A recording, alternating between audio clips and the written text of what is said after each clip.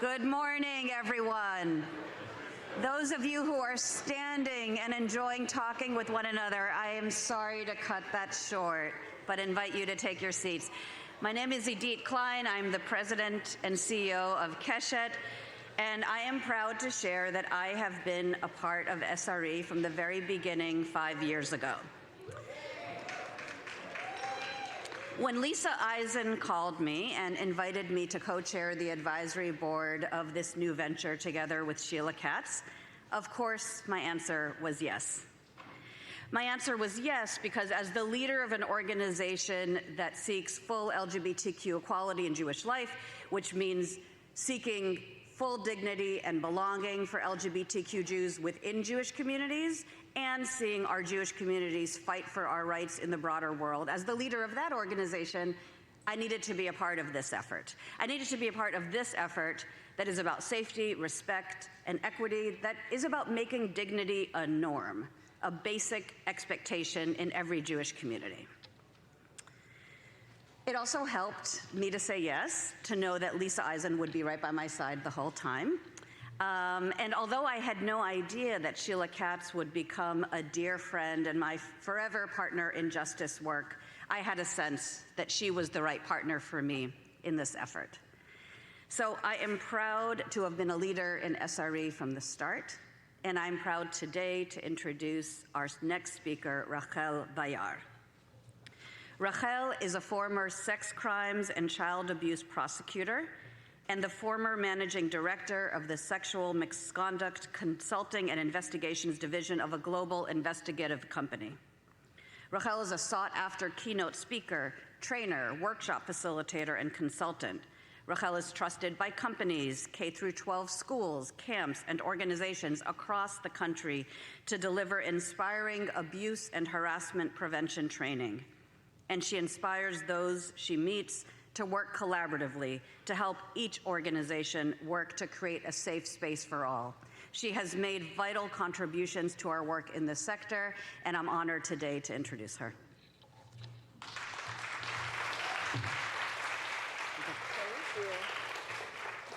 you. You forgot that I'm also really fun at dinner parties.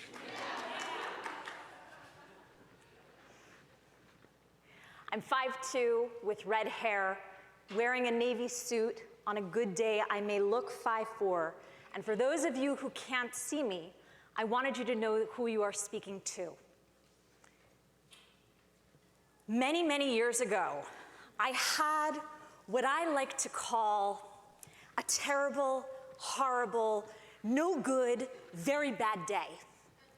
I had been in court all day, being yelled at by a judge, most of which was not deserved, and only a little bit probably was. But I was standing on a rape case, and I was worn out, and I was tired. And I may be dating myself just a little bit, but this is the days before I had a smartphone or a BlackBerry. So I couldn't check my personal email during the day. And I get home at the end of a really horrific, terrible, horrible, no good day. And I check my email, and I have an email from my 3-year-old's counselor in her nursery school summer camp. And the email is titled, "Your Daughter." Now, I don't know if you've ever gotten any of these emails, but you know when you see the subject line and you say to yourself, this is not good. So I open up the email and I start to read, and my heart starts to palpitate. And as I'm reading through this email, I'm pausing and I'm saying to myself, keep calm, it's okay, keep calm. And I respond to the email from this nursery school summer group counselor/teacher who is a lovely woman who's been an educator for decades. Can we please get on a call? We get on a call later that night, and this is what she tells me. That day, in nursery school summer camp, this teacher had taken all of the 3-year-olds and put them in a circle in the middle of the room. And she bent down and she turned to all of them and she said, "Hey kids, who here wants to learn a secret way to read music and play instruments. Today is gonna be an amazing secret music lesson. Who wants to do that? And she describes that all of the 3-year-olds are like nodding their heads saying, yeah, sure, okay. Who knows if they actually knew what was happening or not, except for my 3-year-old, who stands up, removes herself from the circle, points at her teacher, and says, no, you're not allowed to do that. That's what unsafe people do when my mom puts people like you in jail. And as the teacher is standing there like, huh? My 3-year-old looks around at the rest of the kids and says, everybody, get up, get up, get up, we gotta go, as though there was a fire in the middle of the room. And she's yelling and screaming at her teacher, you're not allowed to do that. You're not allowed to ask me to keep a secret from my grown-ups. That's what unsafe people do. Let's get out of here.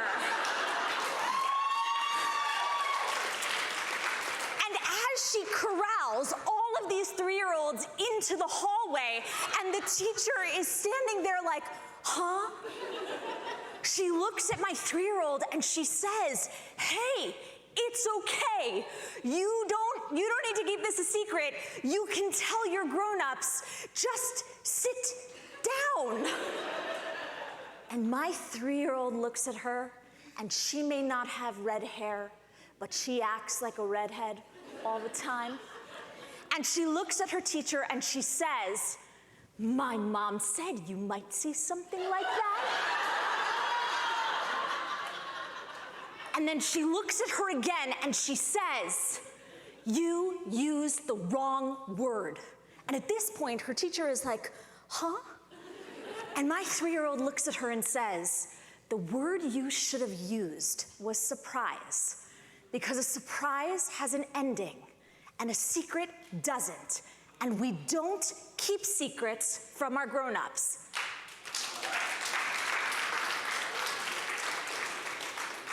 Now, I will tell you there's a complexity to having a call with a teacher where you are both worried that your kid is about to get kicked out of nursery school, and you have no other child care options, and you're on a rape case, and things are stressful, combined with the most proud parenting moment I think I had ever had in my entire life.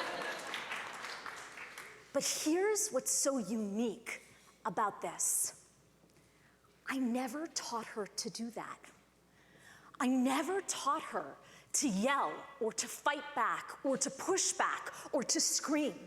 I never said to her, in all of her 3 years of life and all of the small moments of conversations that we had, conversations about what it means to be safe, conversations about tricky behaviors, conversations about secrets and surprises, about body boundaries, conversations said while we were folding laundry, or rather where I was folding laundry, not my 3-year-old, or at a table where we were having cereal, and by we having cereal, I mean she was spilling the cereal, and I was eating the cereal.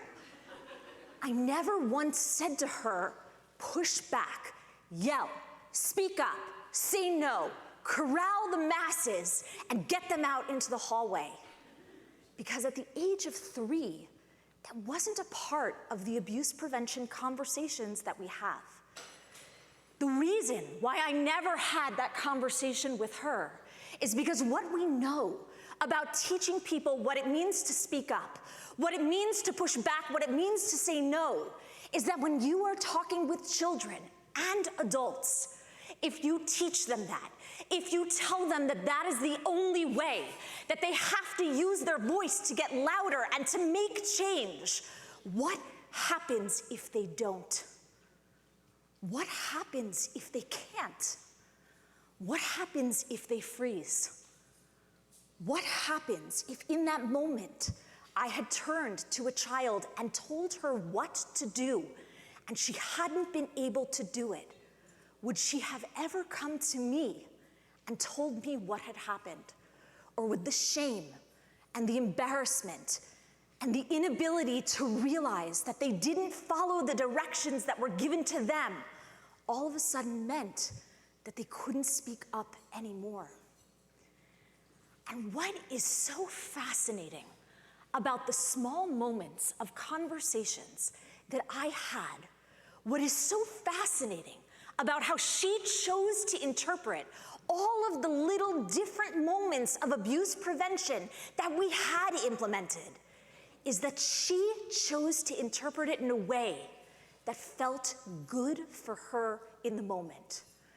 The ripple effect, the ripple impact of the consistent small moments and messages of the conversations that we had, without a specific directive, without a specific task, allowed her to interpret.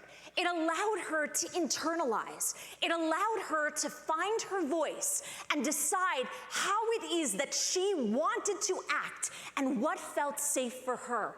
And in that moment, it felt safer for her to yell and scream and speak out than it did to sit and internalize and rest on it. She spoke out not because she was instructed to do so. She spoke out not because she was required to do so. She spoke out because she wanted to do so. And I think that one of the lessons and one of the things that I think about all the time is the fact that in this moment, she was 3. But you know what she didn't have? You know what she was without? She was without an adult perspective on what it means to be in a situation where we don't know how to speak out. She was without the perspective of being an adult and knowing how complex and complicated it is to be in a moment and know that if you say something, what are the ripple impacts of what you say? And how could that impact you in a negative way? She was without the life experience of knowing how traumatic workplace harassment can be. She was without the experience of seeing people, experiencing people who had been iced out, who had been terminated, who had been in a position where they had been made to feel less than or worthless because of who they are in their workplace, and who they deserve to be. She was without the knowledge of what it means to be impacted by subtle ghosting, what it means to be made to feel as though in your workplace, in your environment, in your space, the destabilization of one's sanity in a place that doesn't feel safe. She saw wrong, she spoke out, she had an impact, there was a ripple. But she was without the perspective that we all have. The perspective that makes it hard, that makes it complicated, that makes it different for us to look at a story like that and simplistically say, use your voice, speak out, make change. Because it's actually not that simple. And I want you to think for a moment about what it would look like if you were standing at a body of water, not the Hudson River. But I want you to imagine, whether you are someone that likes the hustle and bustle of something that is all-consuming, or whether you're the person that loves the body of water that is calm and serene, I want you to imagine for a moment that you are standing by a lake. And I want you to imagine that there is nobody else around. And I want you to imagine that there isn't a wind, that there isn't a breeze. And you pick up a rock, and that rock may be smooth, and it may be rough, it may be gray, it may not be. It may be huge, it may be small, it may be a pebble. But you stand by the water, and you throw it in.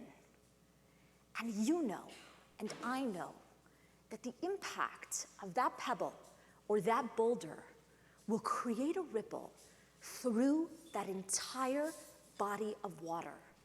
At the beginning, you will see it. You may actually see it if you wait a little bit longer. But when you walk away, what we may not think about all the time is that no matter what size and no matter what force was used, throwing that into a body of water had an impact. And those ripples will be felt even if they're not seen. And those ripples may be seen by others who weren't standing at that body of water with you. Because the impact of what we do affects everybody else in small ways, in big ways, but in significant ways.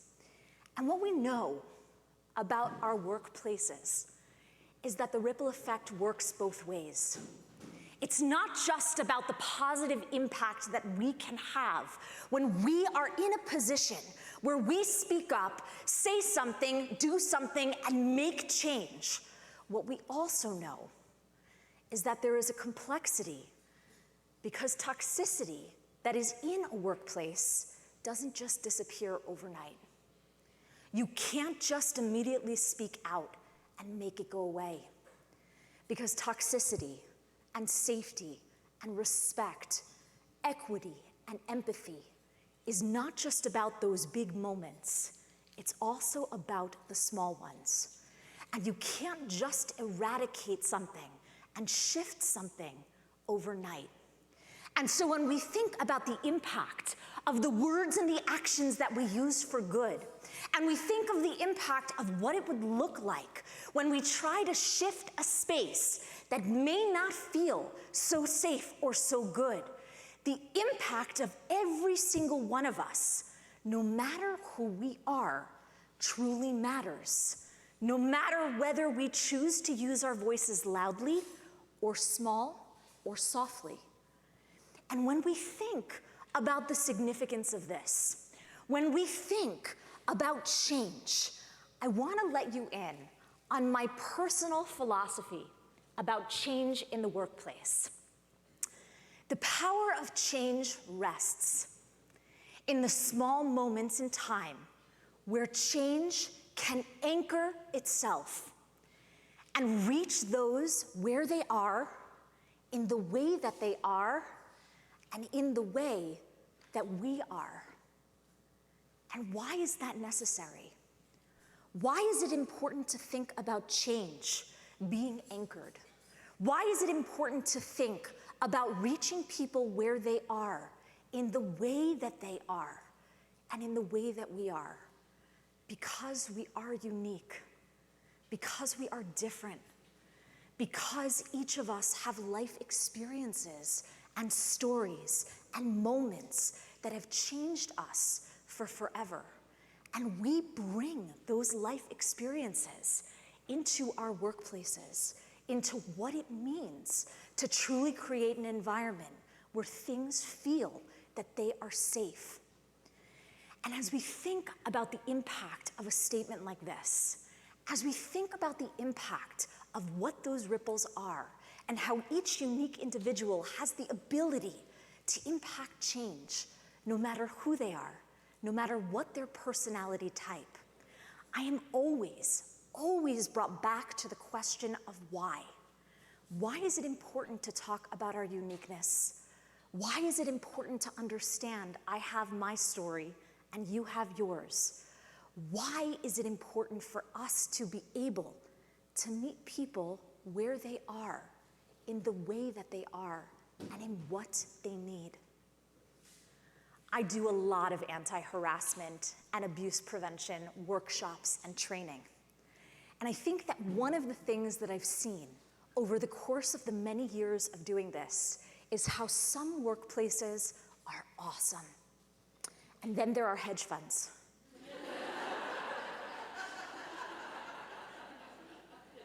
And you gotta do it everywhere, right? You gotta be in a position where you can have that conversation everywhere. And I think that for me, one of the things that I always go back to when I think about the impact of the individual and what it means to have this ripple effect of change, is I go back to a place where I started doing anti-harassment workshops in hedge funds and financial institutions and in other places that have you come in for 1 hour during a lunch break, you speak, they check their email, and then they go on. And you really hope you had an impact, but you're pretty sure you didn't. Or maybe you did, and you'll just never know it.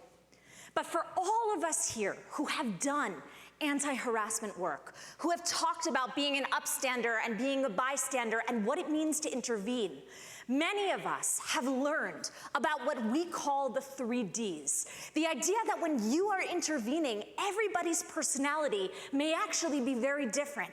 And it can be really complex to walk into a situation where someone is doing or saying or acting in a way that does not feel okay, and to be the person that intervenes. And we talk about these 3 Ds, that there are some people who are just direct, like my 3-year-old, who's no longer 3. She would walk into a room and say to you, "NF, cut it out and stop." She is a direct person. But other people that we know in workplaces may actually feel much more comfortable delegating. I see something that's happening. I see something that's really complex. I see something I don't like, but I don't want to be direct. So I turn to my colleague and I say to them, "Hey, can you go over there and go deal with that? I'll go over there and maybe make a something about something, but we've got to stop this, but I don't know how to intervene directly." And you delegate, and you ask for help. And the 3rd D that we talk about with bystander intervention is the idea of distraction, the idea of diverting someone.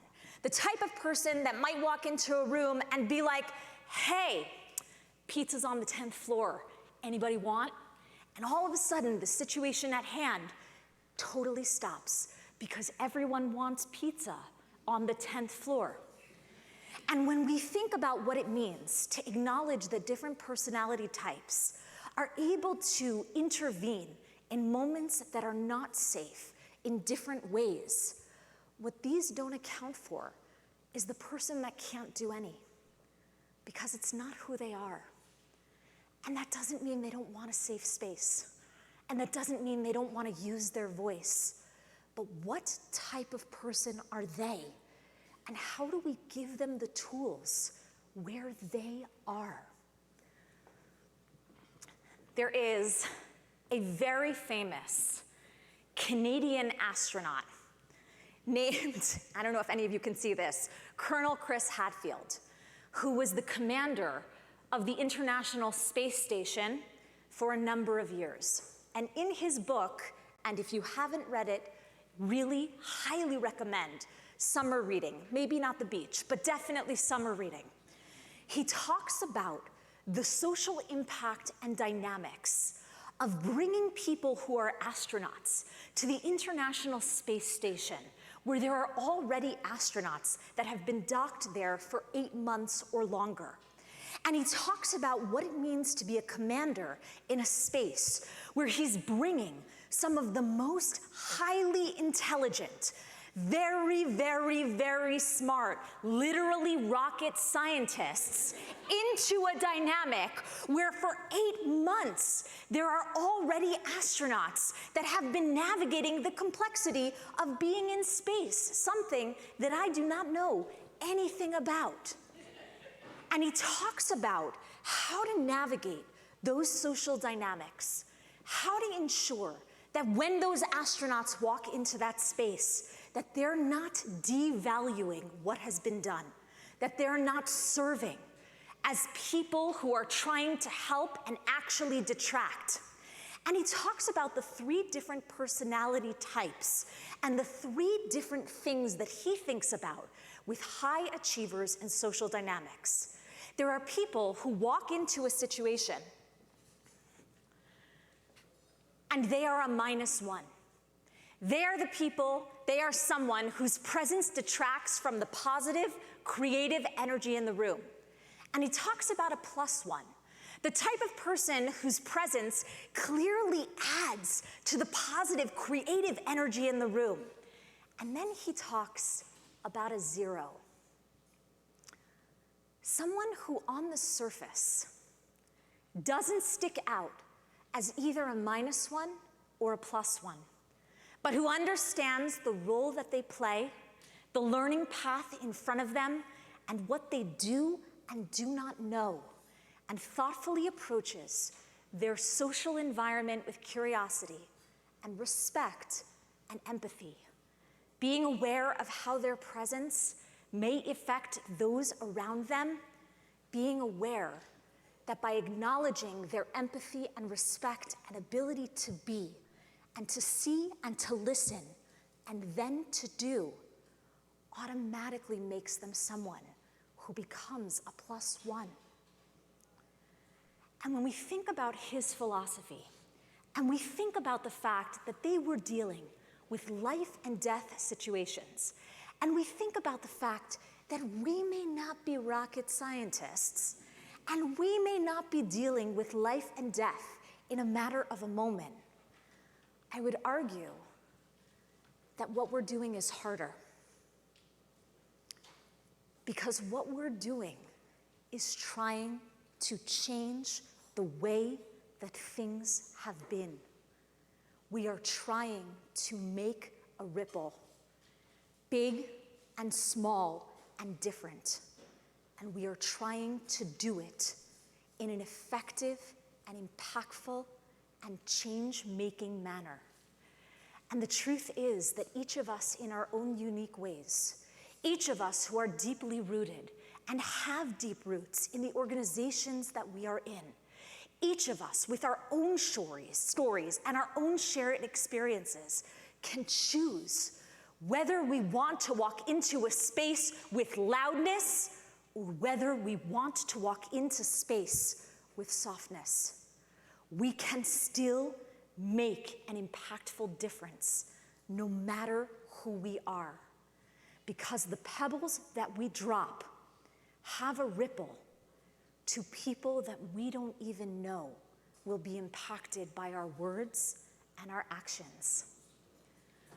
It becomes integral for us to think about the fact that culture change can occur in those small, one moments of conversations.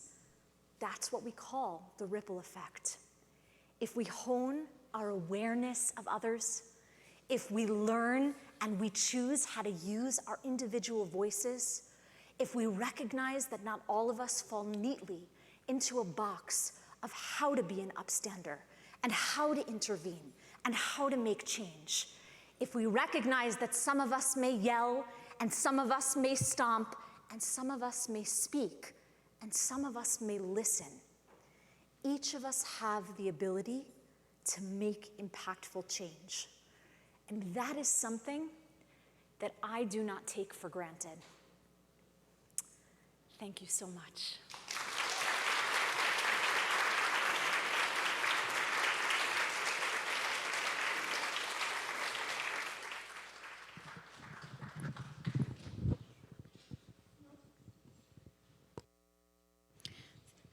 Thank you so much, Rahel. Next up, we're going to take 5 minutes to process some of what we've learned today. We've now heard